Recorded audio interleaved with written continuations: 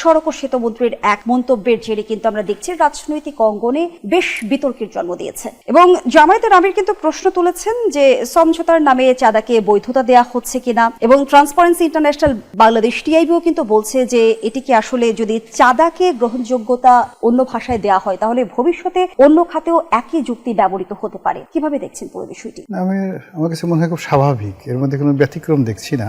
বেচারা সরল সোজা মানুষ, নতুন মন্ত্রী হয়েছেন এবং একসঙ্গে বাংলাদেশের বৃহত্তম 3টি মন্ত্রণালয়। তা আমার জানা মতে উনি প্রধানমন্ত্রী জনাব তারেক রহমান সাহেবের কাছে বলেন না যে স্যার আমাকে মন্ত্রিত্ব দেন। তারেক রহমান সাহেব দয়া করেছেন, ভালোবেসেছেন, তাকে দিয়েছেন। এখন এই 3টি মন্ত্রণালয়ের ওজন আপনাকে বুঝতে হবে। আমি যেহেতু যোগাযোগ মন্ত্রণালয়ের, বৃহত্তর যোগাযোগ মন্ত্রণালয়ের সংসদীয় কমিটির সঙ্গে ছিলাম, এই বিষয়গুলো নিয়ে আমি যুদ্ধ করেছি রীতিমতো এবং আমার জীবন নিয়ে টানাটানি ওই সময়টাতে। তো এই ঢাকা শহরে বিভিন্ন পরিবহন থেকে যে চাঁদা তোলা হতো, এগুলোর বিরুদ্ধে কথা বলতে গিয়ে আমাকে অনেক বিপদ বিপত্তির মুখে পড়তে হয়েছিল। তো যেটা বলছিলাম যে এই সেক্টরে, 3টা সেক্টরে অ্যাটলিস্ট 30 থেকে 35 হাজার কোটি টাকার চাঁদাবাজি বছরে হয়।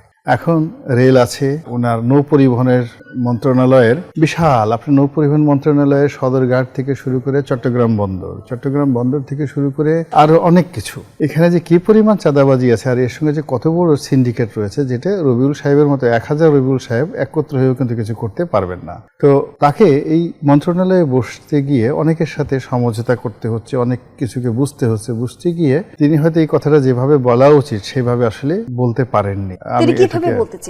ওনার কাছে ওনার জায়গায় উনি কিভাবে বলতে চেয়েছিলেন আমি এটা বলতে পারবো না। আমার কাছে মনে হলো যে ওনার যদি অভিজ্ঞতা লব্ধ থাকতেন উনি প্রশ্নটা এড়িয়ে যেতে পারতেন অথবা প্রশ্নটাকে ভিন্নভাবে উত্তর দিতে পারতেন। কিন্তু মূল ব্যাপারটা হলো কি জানেন, মানে তিনি একে তো নতুন সংসদ সদস্য হয়েছেন, তার ওই আসনে তাকে খুব ফাইট করে নমিনেশনটা পেতে হয়েছে। ওখানে ব্যারিস্টার নাসিরউদ্দিন ওসিম সাহেবের মতো তারেক রহমান সাহেবের খুব ঘনিষ্ঠ, পারিবারিকভাবে খুব ঘনিষ্ঠ একজন লোক ছিলেন, তাকে বাদ দিয়ে তিনি মনোনয়ন পেলেন। মনোনয়ন পাওয়ার পরে পুরো সময়টা তিনি টেনশনে ছিলেন যে এখানে ম্যাটিকুলাস ডিজাইনে জামাতের প্রার্থী হয়ে যায় কিনা, এগুলো নানা রকম প্রচারণা ছিল। ফলে প্রতিদিনই তাকে একটা হাইপার টেনশনে কাটাতে হয়েছে।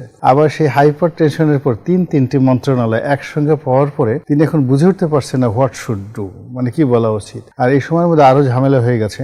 বিএনপির যে সমস্ত বড় বড় নেতা, যারা রবিউল সাহেবের চেয়ে অনেক বড় নেতা কিন্তু কোনো মন্ত্রণালয় পাননি, বা যারা পেয়েছেন ছোট ছোট মন্ত্রণালয় পেয়েছেন, এখন তারা সবাই অনেক ঈর্ষা নিয়ে, রাগ নিয়ে, ক্রোধ নিয়ে এই ভদ্রলোকের দিকে তাকান। এই আসলো কোত্থেকে, পেলো কোত্থেকে, কি দেখেছেন তারেক রহমান সাহেব ওনার মধ্যে। এই জিনিসগুলো উনি বারবার দেখতে না ওনার মেজাজটা স্বাভাবিকভাবে নাই। তো আমরা এই মিডিয়া একটু ক্ষমা সুন্দর দৃষ্টিতে যদি স্বাভাবিকভাবে তার প্রতি হৃদয়বান হতাম যে ওই জায়গাতে আপনি আমি থাকলে আমাদের অনেক সমস্যা হতো, আমি তো মানে রাগ হয়ে যেতাম, আমি হলে রাগ হয়ে যেতাম যে আমাকে চাঁদার কথা জিজ্ঞাসা করেন কেন, আমি কি চাঁদা খেয়েছি, আমি কি চাঁদা দিয়েছি, আমি সবে মাত্র এসে বসলাম আজকের দিনে আপনাকে এই কথা নিয়ে বলতেছেন, আমাকে একটু বুঝতে দেন কে কত আছে, আমাকে অভিযোগ দেন, ইত্যাদি ইত্যাদি নানাভাবে বলতে পারতো। যাই হোক, ভদ্রলোক যেভাবে বলছেন আল্লাহ তাকে সুমতি দান করুক। এখন সারা বাংলাদেশ আসলে মূলত তার যে নিয়োগকর্তা তারেক রহমান সাহেবকে তো কিছু বলতে পারতেছে না। আমাদের দেশে সবসময় যারা কর্তা ব্যক্তি থাকে তাদেরকে সবাই স্কেপ করে যে এর কোনো দোষ নাই, যত দোষ নন্দদেব ঘোষ। এখন সব রাগ এসে পড়েছে এই রবিউল সাহেবের উপর। আমার তো ভয় হচ্ছে এইভাবে যদি সাংবাদিকরা একের পর এক, মানে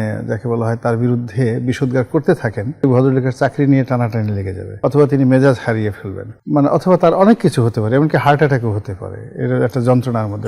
চাঁদাকে যখন আসলে সমঝোতার সাথে তুলনা করা হয় তখন সাধারণ মানুষের কাছে কি বার্তা যায়? সাধারণ মানুষ তো দিচ্ছে, এগুলো তো আমাদের দেশে একটা ট্রেডিশনাল। কেউ কি খুশি হয়ে দিচ্ছে? জনাব গোলাম মনোরণী খুশি হয়ে কি কেউ দেয় নাকি? এটা কেউ কিন্তু খুশি হয়ে ভাড়াই দিতে চায় না, সবাই তো মাগনা যেতে চায়, বলে রেলের টিকিট মাগনা করে দাও, তারপর শেষে আমরা এই যে বাসে যাচ্ছি সেটাও টিকিট মাগনা করে দাও। কেউ কি খুশি হয়ে দেয় নাকি? ভাড়া বাড়ালে যে কোনো জিনিস করলেই একটু টানাটানি করতে হয়। আমরা তো বাংলাদেশ আসলে টানাটানির মধ্যেই, ডাল ভাতের মধ্যেই নিজেদেরকে মানিয়ে নিয়েছি। এখন যেটা মেনে নিয়েছে, যেটা ট্রেডিশন হয়ে গেছে, যেটা ঐতিহ্য হয়ে গেছে, এবং এই ঘটনার সঙ্গে বিএনপি, আওয়ামী লীগ, জাতীয় পার্টি এরা সব ভাই ভাই। এই যে 30,000 কোটি টাকার যে চাঁদাবাজি হচ্ছে প্রত্যন্ত অঞ্চলে, সেই একটা টেম্পো স্ট্যান্ড থেকে শুরু করে একটা মোটরসাইকেল স্ট্যান্ড, এর সঙ্গে থানা জড়িত, পুলিশ জড়িত, মাস্তান জড়িত, টাউন, 30,000 কোটি টাকার এই ভাগাভাগি কাদের মধ্যে হচ্ছে? কারা লাভবান হচ্ছে? শ্রমিক, মালিক, নাকি আসলে রাজনৈতিক ছত্রছায়ায় থাকা ব্যক্তিরা? বহু সংখ্যক মানুষ, অর্থাৎ এখানে ধরেন 30,000 কোটি টাকা যারা নিচ্ছেন, অন্ততপক্ষে এর সঙ্গে তো 5-6 লাখ লোক জড়িত আছে, এর মধ্যে দেখবেন কোনো ভিক্ষুকও জড়িত আছে হয়তো। এগুলো খুব সুন্দরভাবে ডিস্ট্রিবিউশন, ভিক্ষুক আছে, টাউট আছে, বদমাশ আছে, গাঁজাখোর আছে, মদখোর আছে, অনেক লোক আছে এর সাথে জড়িত একেবারে। আবার এই চাঁদা যে বিভিন্ন এই চাঁদা নিয়ে আবার করে কি এরা ওই পাপ কাটানোর জন্য, যাদের টাকা পয়সা আছে তারা আবার মক্কা শরীফে যায় উমরা করার জন্য, হজ করার জন্য। এটা নানা রকম আছে, কীর্তি কাহিনী আছে। টাকা তো একটা দুটো টাকা না, অলমোস্ট 30,000 কোটি টাকা বছরে। এটা নিয়ে এটা সহজে এত বড় একটা শিল্প, আপনি যদি মনে করেন একটা ইন্ডাস্ট্রি করেন, মনে করেন যে বড় একটা ইন্ডাস্ট্রিয়াল 1 লক্ষ লোক চাকরি করে, তো প্রাণ গ্রুপ 1 লক্ষ লোক চাকরি করে সেখানে। তো সেখানে তারা কি বছরে 30,000 কোটি টাকা তো দূরের কথা, 300 কোটি টাকা তো নেট প্রফিট করতে পারে না। তো এরকম যার জন্য আপনি কি রাতারাতি একটা প্রাণ গ্রুপ বন্ধ করে দিতে পারবেন? পারবেন না। তো এরকম একটা স্বর্ণের ডিম পাড়া, স্বর্ণ ডিম্ব পাড়া হাঁস, এই হাঁসটাকে সহজে মারা যাবে না। যারা ওখানে যাচ্ছেন তাদের এটার জন্য খুব মায়া লাগছে, যারা শুনছেন তাদের অনেক মহব্বত তৈরি হচ্ছে, এর মধ্যে অনেক রসায়ন আছে। ফলে রাতারাতি একজন ব্যক্তিকে পয়েন্ট আউট করলে কাজ হবে না, এটা একটা সামগ্রিক সিস্টেম। জনাব গোলাম মাওলা রনি।